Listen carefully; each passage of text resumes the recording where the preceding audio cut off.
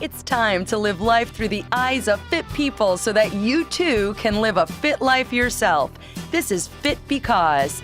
I'm one of your hosts, Jennifer Zerling, but you can call me Jay-Z. I'm a fitness and age management expert, author, speaker, as well as an international health advocate. And I'm your other host, George Veter. I'm an entrepreneur, cattle rancher, fitness enthusiast, and a 6-time rodeo champion who has a huge amount of knowledge to share with you in the area of self-improvement. Oh, he does. Get ready to learn how to bridge the gap between knowing what to do and doing what it takes to become physically, emotionally, mentally, spiritually, and financially fit. You ready, Jay-Z? Oh, I'm ready, George. Let's dive in.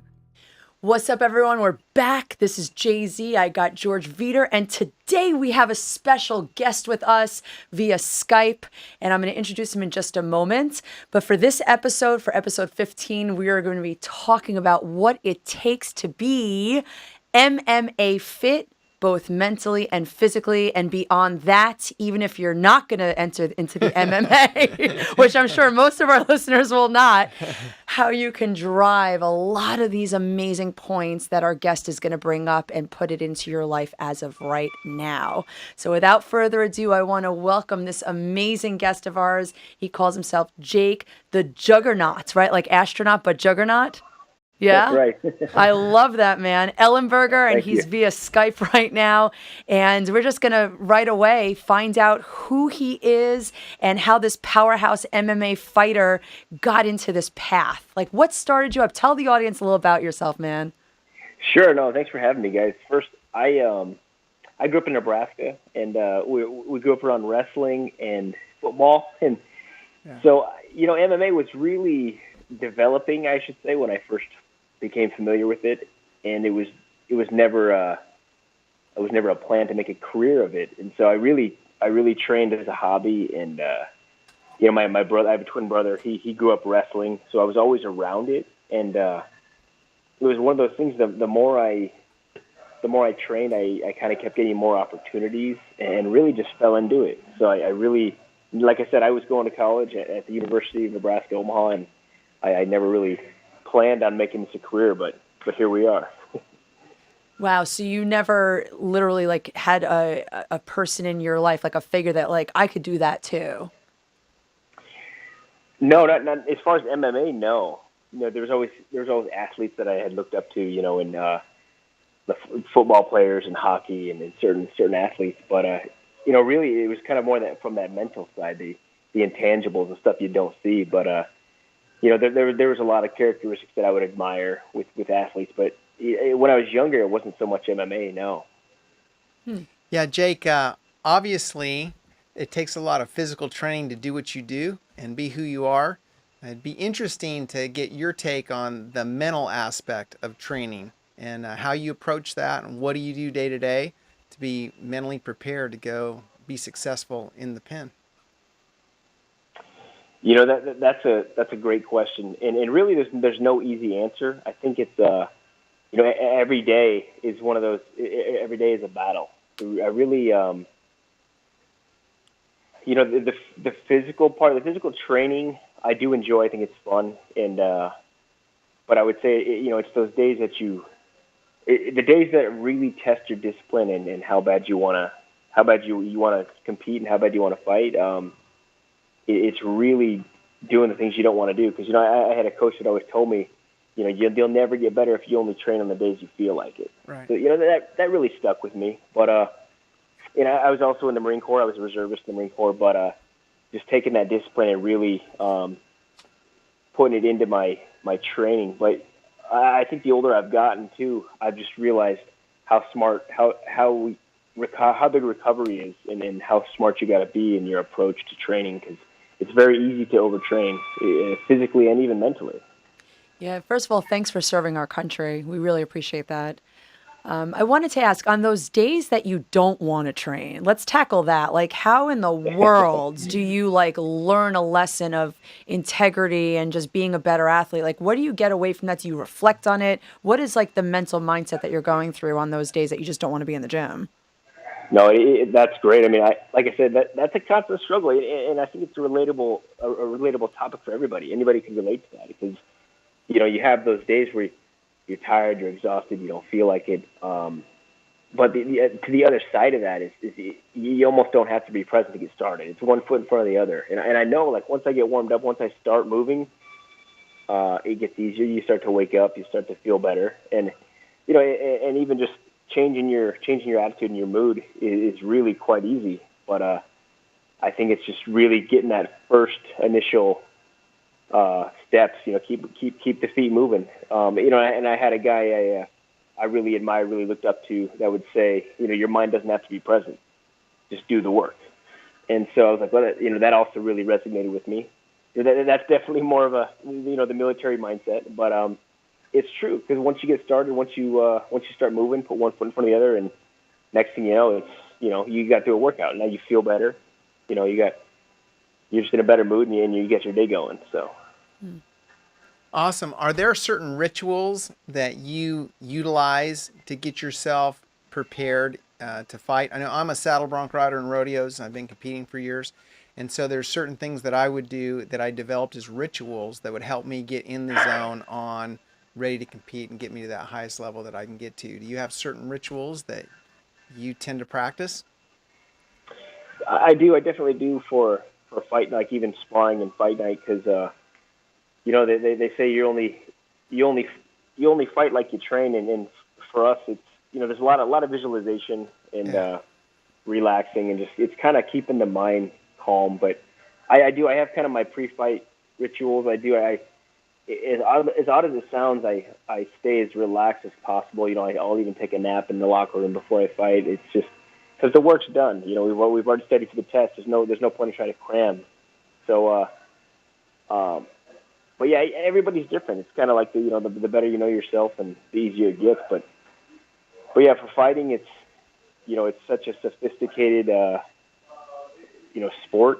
But at the same time, you really got to know where you're good, know where your strengths are, know what you're good at, and how do we get to continue to build off those. But I think rituals are very important, especially in any competition that's one-on-one.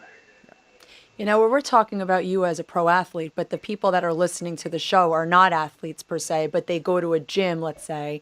How do you navigate through the feeling of defeat? I mean, I'm sure there's matches that you walk away from and you're like, man, I lost that. I lost again. How do you bring yourself back up? Because let's now align with our audience, someone who just wants to lose weight.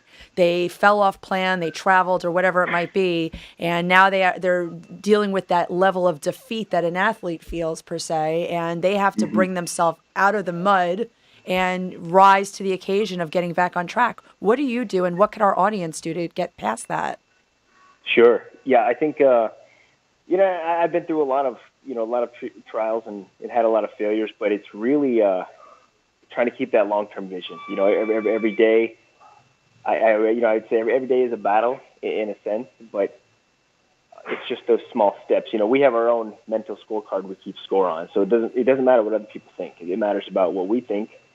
And so for me, I always say, when because my coach, I have a coach that I specifically work with, and he just says, I just want your best. Give me your best. I don't care how tired you are, how you feel. I don't care how you feel, but I want your best. And so that, for me, it was like, only I know the answer to that question. And it's how, people having that honest conversation with himself. Did I give my best? And so, like, for me, I could go out and fight. I could give it my best, give everything that I have, and come up short. I'm okay with that. I can sleep at night. Mm-hmm. But if I know, I didn't. I really, if I'm being completely honest with myself, and I said, I didn't give it my best, or I didn't completely do everything I could have done. That's the one those are the hard ones to swallow. But for people, even with the small objectives, I would just say, keep that long-term vision. What does 1 year down the road look like? What does 6 months look like? Because trust me, there's those days everybody doesn't want to do the work or the hard stuff. But like I said, it's just one foot in front of the other. And once you get like my biggest thing is just get started. Once you get started, you feel better. Your attitude changes. Everything changes. So As far as like failure, I look at it as, we're failing forward. It's just a speed bump, and you always got to keep that long-term vision in play. And if people are going to be honest with themselves, ask yourself, did I give it my best? Did I give my best today? And if you did, it's a great feeling. It's a satisfying feeling, and you can really sleep better at night. Mm-hmm. No, that's awesome. I think another thing that'd be interesting for our viewers would be your take on the things you've learned being an MMA fighter, and after your career in MMA, as you launch off into whatever you do next, your next ventures. Everybody has an after sports life. What are the things that you'll be able to take into whatever your next ventures are that will help you be successful? What have you learned in MMA that you could apply to any type of vocation or life aspiration to make you better and more successful? Yeah, that's a great question. There's a few things I would say, and it's really just getting, for me, like I have obviously some business ideas and stuff, some things that I want to do after I'm done fighting, but it's really taken a lot of those principles that I've learned as far as dealing with adversity, being able to pivot, making adjustments, because really that's the biggest thing in MMA, in fighting, like, or you can relate to the everyday fight, your fight, his fight, John's fight. Everybody has their own everyday fight, but it's being able to make adjustments, being able to pivot when you have to. That's really the hard thing to do. So I think those principles that I can take away from MMA to put it in motion with my next, my next career, next endeavors, or even sort of business. It's okay, seeing what's not working, and let's take what's working and build on that. And making adjustments is uncomfortable. It really is, and physically, mentally, it's very uncomfortable. But you really gotta. The more you learn, and able to, like I said, to pivot and make those adjustments, the easier everything else becomes. And I think it's just one of those. It's just a mindset. You really got to stay with that gritty mindset. And I think that the more you understand that, the more you can really relate that to what goes on after, at least for my career, after my career's over. Yeah, that's awesome. Did you always have that mindset? Because you seem to me like you view the next fight as, I'm going to win. Like, you go in with this winning mindset. Like, did you feel like in your upbringing, you had parents that always encouraged you and friends that always uplifted you and challenged you to be your best? Like, where does that stem from? Yeah, that's great. I didn't though. I didn't always have it. I certainly didn't always have it. I was, when I was weak, there was a lot of, or when I was younger, I had a lot of, I was bullied even at times, and for me, I had brothers too that really kind of helped. I would say that mentality a little bit, but I think the real wake up for me was, when I joined the Marine Corps, it was such a different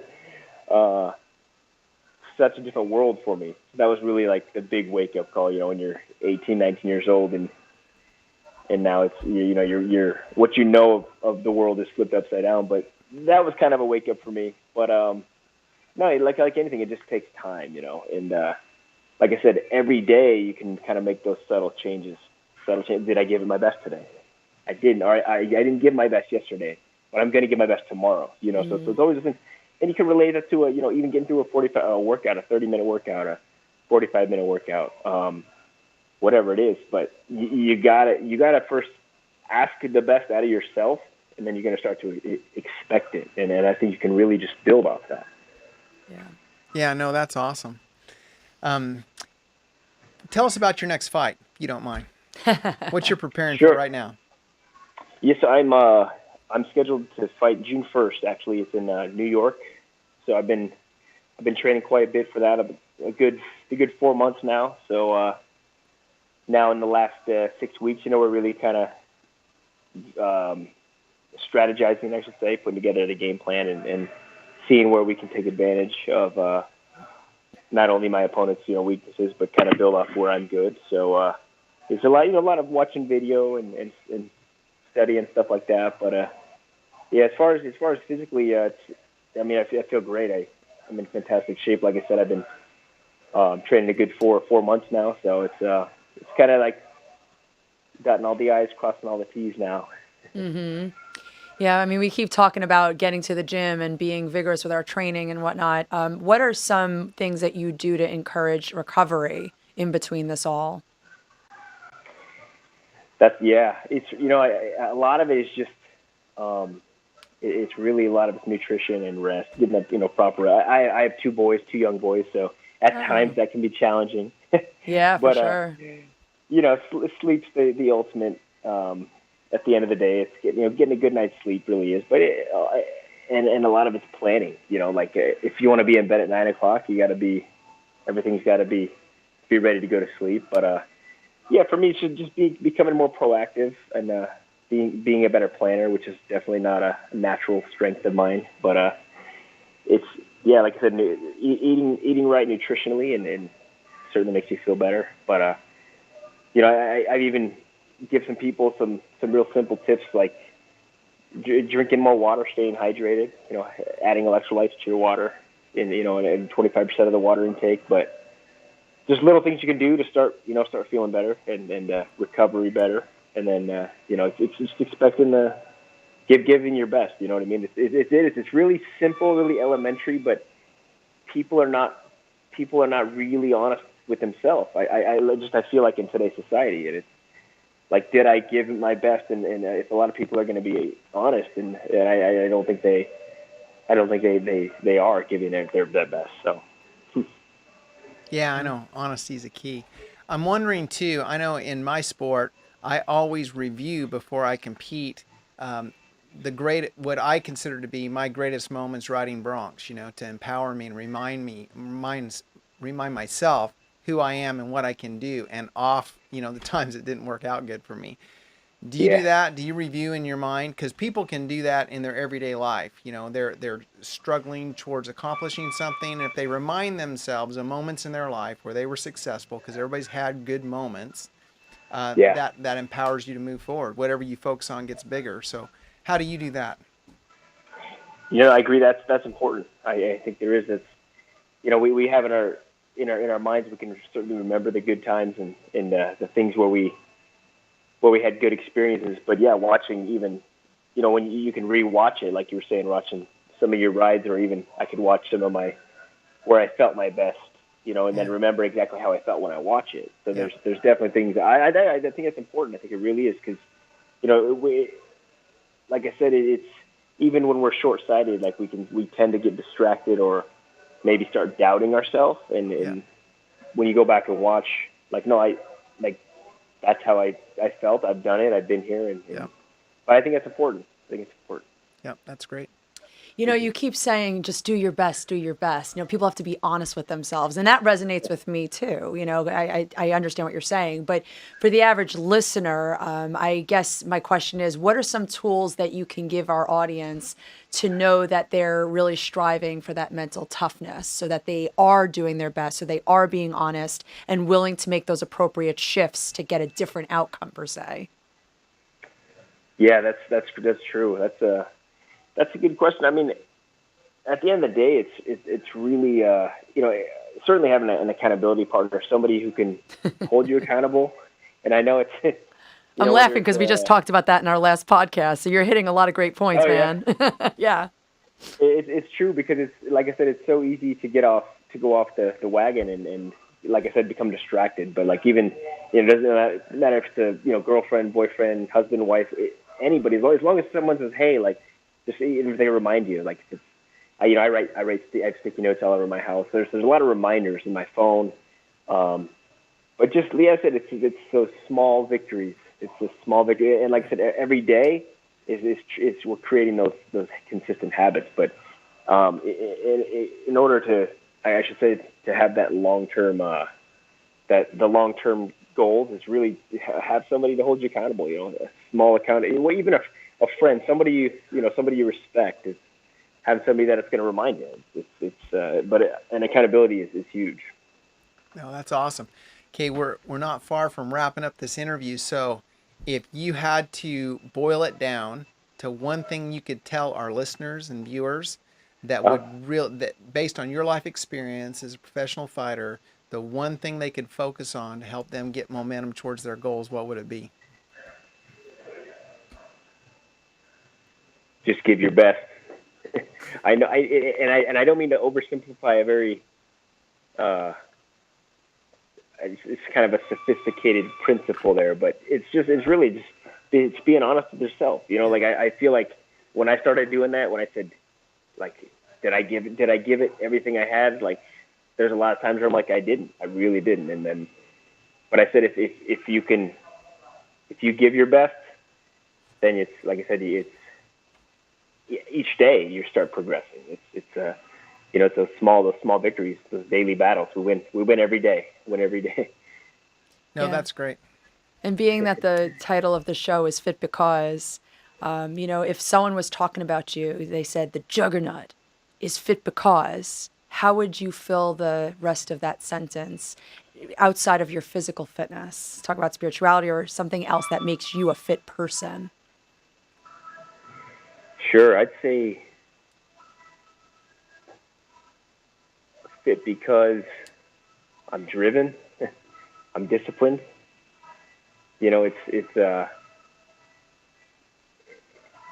I think, it's important for us to understand ourselves, what drives us, what motivates us. But there's always that challenge of motivation or whatever it is that doesn't last. And it's like, again, we gotta look at the big picture, the long-term vision. What does 5 years look like? How does life look like in 2 years? Even 1 year down the road. But it's like I said, it's the small victories.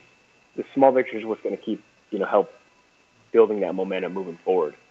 But like I said, discipline and stay driven.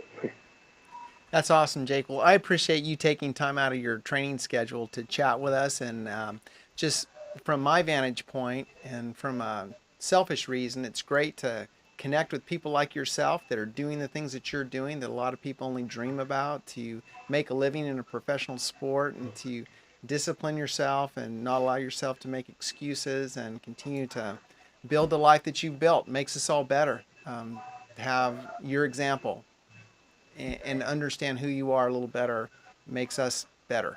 So thank you for participating in this interview. It's been great for us and for me and for Jay-Z. Yeah, thank you so much, man. We appreciate your time. I mean, honestly, like I said, our audience are not professional athletes. We've had George doing most of the interviews from a professional standpoint as far as athletics go, but it's really awesome to hear it from a different, type of sport. So it kind of aligns with everything that you've been saying all along, and there's a consistency. So start doing the work, people. I know it. And good luck with your next fight. We'll Yes. all be praying for your success. That's right. Crush it, baby. Thank you, guys. Thanks so much. Thank you. This has been Fit Because, hosted by Jennifer Zerling And George Vietor. Be sure to follow us on social media at Fit Because Show on Instagram, Twitter, and Facebook. And for past episodes, be sure to visit our website at fitbecause.com. Also, please subscribe to our show on iTunes and be sure to rate and comment. You may always request topics for our subsequent episodes. And if you love this episode, please share it with someone you love so that we can continue spreading our mission to help people be fit. Until next time, take care of yourself and know that your future is Fit because.